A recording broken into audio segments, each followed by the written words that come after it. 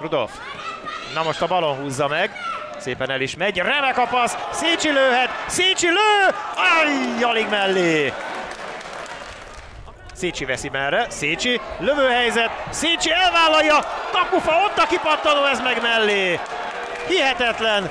Dragoner Filip kapásból megpróbálta.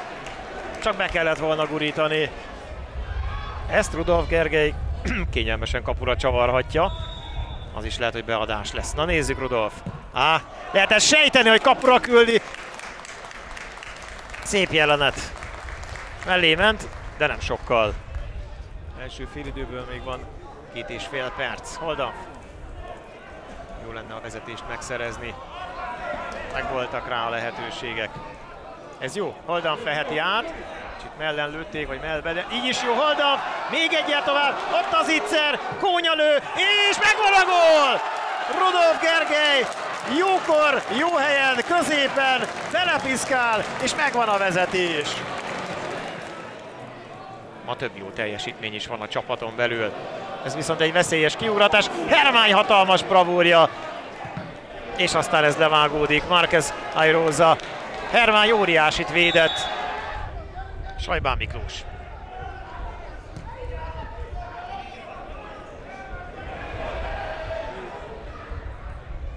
Ott egy lövőhelyzet, hatalmas kapufa, és sikerül-e kifejelni.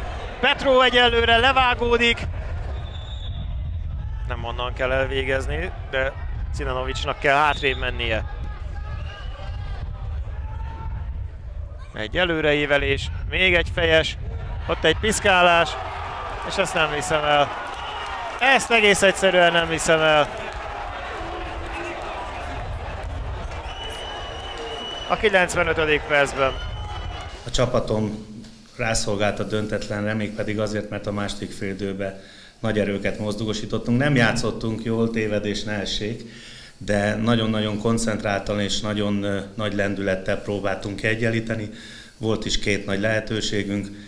Most a kapufa, hogy kifele pattant, befele pattant, de azt is úgy értékelem, hogy végül is kidolgoztunk egy helyzetet.